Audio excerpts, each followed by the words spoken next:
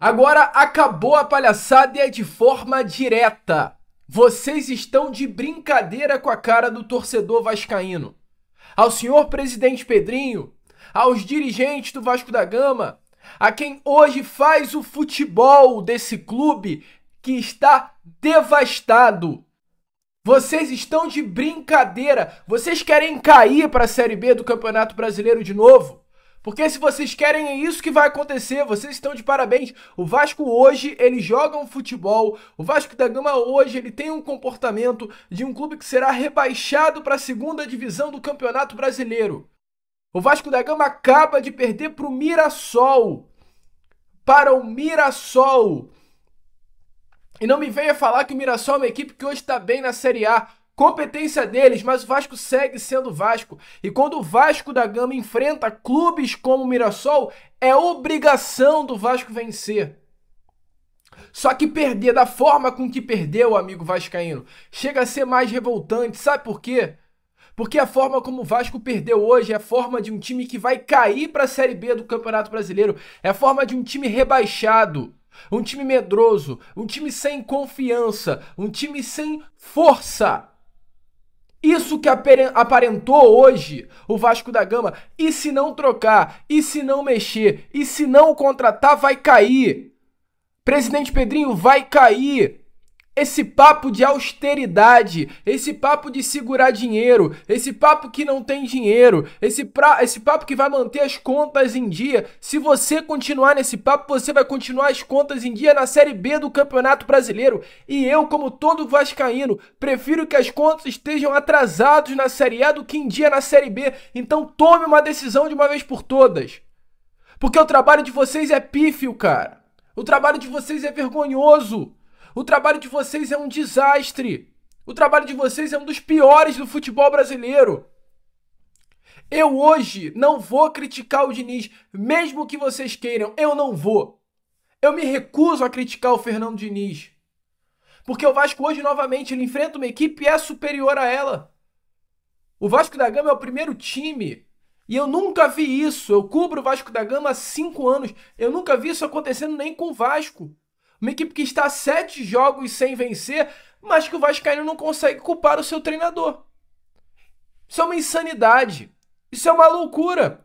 Porque o vascaíno ele consegue ver que o time ele tem um perfil tático, ele é organizado, ele tem jogadas, ele tem ideias, mas ele não anda por conta exatamente do elenco fraco que se tem em mãos. Fraquíssimo.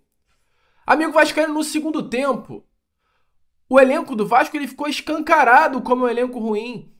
Felipe Coutinho cansou. E aí, faz o quê? Coloca o Lloyd Augusto. Porque não tem outra opção. E era para colocar sim o Lloyd. Por quê? Porque é um jogador de ponta, rápido. O Vasco empata, faz 2-2. O que o Mirassol vai pensar jogando em casa? Vamos sair pro jogo. Vamos tentar buscar o terceiro gol da vitória. Saindo pro jogo ia dar espaço para contra-ataque. Dando espaço para contra-ataque, vamos colocar mais um ponta para puxar esse contra-ataque. Empurra o David para fazer a função de mais um meio armador, jogando mais centralizado. O Lloyd para a ponta esquerda, o Ryan na ponta direita, pronto. Contra-ataque fechado. Mas simplesmente o nosso ponta esquerda é um desastre também. É um jogador vergonhoso. Um atleta que não tem condições de vestir a camisa do Vasco da Gama e nem, com todo respeito, do próprio Mirassol. O Lloyd Augusto é banco no Mirassol. Então, assim, o que foi entregue ao técnico Fernando Diniz, amigo, é uma vergonha. O sistema defensivo ele erra, o Diniz erra ao iniciar novamente com o João Vitor.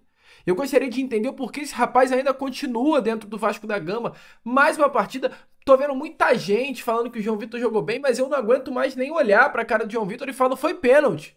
O João Vitor ele agarra o jogador do Mirassol dentro da área, que bom que o árbitro não marca nada, mas foi pênalti. Foi pênalti. João Vitor ele dá uma sensação de que ele tá pouco se lixando pro Vasco. Ele quer que o Vasco caia. Ele quer que o Vasco perca. Essa é a sensação que ele passa. Que se cair, inclusive, é bom que ele sai. Será, João Vitor? Mas aí eu quero perguntar também ao Fernando Diniz, não em tom de crítica, mas em tom de pergunta. Por que a insistência no João Vitor?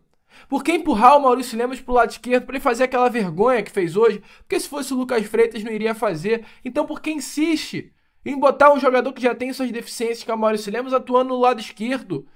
Fila do perdão pro senhor Léo Jardim, porque hoje a gente viu Como o Léo Jardim é uma peça importante, porque talvez tivéssemos Léo Jardim hoje em campo, o Vasco da Gama não perderia esse jogo pro Mirassol. Porque o segundo gol, o Léo Jardim não iria entregar da forma que entregou. A bananada, a paçocada do senhor Daniel Fusato. Contratação dessa atual diretoria, deixando muito bem claro. O primeiro gol, eu sinceramente acho que o Léo Jardim não iria sair da forma com que saiu, inclusive. Muito mal. Muito mal. O Maurício Lemos erra de fato, o Mirassol sai, mas o Daniel Fusato sai meio estabanado. Não consegue fechar o atacante do Mirassol.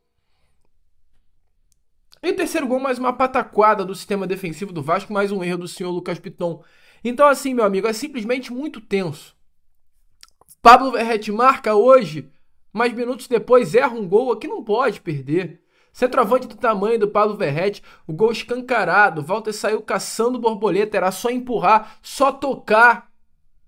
E ele erra. Então assim, meu amigo, hoje, o que eu acho, sinceramente, se não tiver mudanças, o Vasco da Gama ele vai cair para a Série B do Campeonato Brasileiro. Hoje, o Vasco ele desempenha. Hoje, o Vasco se mostra. Hoje, o Vasco tem uma postura de um clube rebaixado. Rebaixado.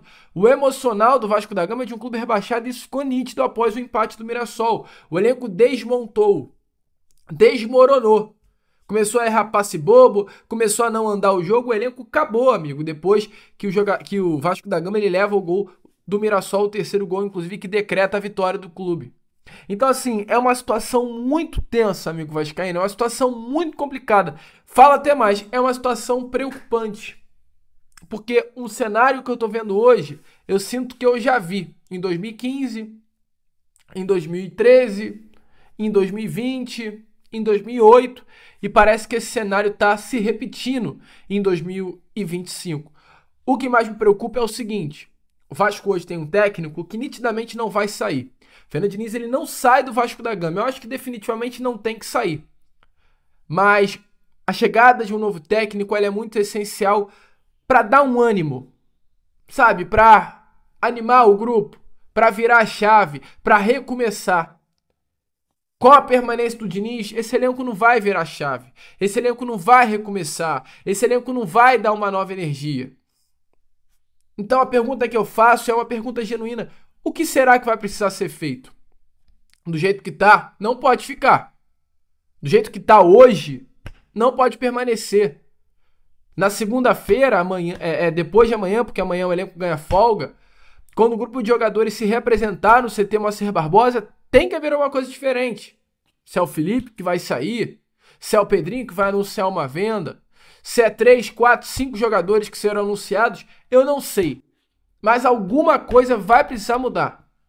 Esse elenco vai precisar ganhar uma nova cara. Reforços precisarão chegar. Talvez um novo diretor técnico no vestiário, que o Felipe Moral não tem com esse grupo, e é uma informação que eu tenho. Não tem moral com o grupo. É o primeiro diretor técnico contratado para ajudar um elenco que atrapalha internamente. Que não tem relacionamento com ninguém ali dentro do Vasco. Diniz sair não vai sair.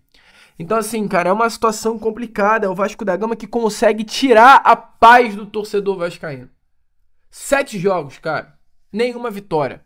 São 3 derrotas e 4 empates. Isso é inacreditável de se pensar. Isso chega, ao meu ver, a ser revoltante. Um clube do tamanho e da grandeza do Vasco da Gama se prestar esse papelão de ficar um mês longe por não se classificar para uma Copa do Mundo de Clubes, ver o seu maior rival, Flamengo, o seu outro rival Fluminense e o seu outro rival também Botafogo disputando a competição, com o objetivo de, durante esse período, o Vasco preparar-se para o restante da temporada, e parece que volta pior. O que me preocupa, amigo, é saber que quinta-feira tem CSA pela Copa do Brasil. Com essa bola, com esse time, com essa cabeça, São Januário, da forma que vai estar, vai cair para o CSA. E aí eu digo, eliminado para o CSA, pode dar adeus, pega o carrinho e vai embora para a Série B do Campeonato Brasileiro. Amigo, é vergonhoso ver o que está acontecendo hoje com o nosso Vasco da Gama. Vergonhoso e muito triste, cara. Entristece, porque passa ano, sai ano, vem ano, a gente espera que as coisas vão mudar e nunca mudam. Então, alô, presidente Pedrinho, cara, dá a chave na mão, pede férias, pede um descanso, porque do jeito que tá muito feio de ver. Bom, amigo vascaíno, eu vou ficando por aqui. Amanhã às 7 horas em ponto eu volto com a Acorda Vascão. Hoje não tivemos aquela famosa live de pós-jogo por alguns motivos pessoais, mas amanhã às 7 eu tô aqui para trazer mais sobre o Vasco, entrevista coletiva e muitas outras informações. Vamos que vamos! Deixa aí seu comentário, porque eu faço questão de dar uma assistida. Eu vou deixar aí também no link aqui na descrição, no comentário fixado, o que eu publiquei lá na minha página do Instagram, o pós-jogo também bem curtinho, de 1 minuto e meio, e eu peço para você dar uma olhada também através de lá, se inscrever, seguir a nossa página e deixar o seu like e o seu comentário, fechou? Valeu, rapaziada, fui, como eu sempre falo aqui, saudações vascaínas.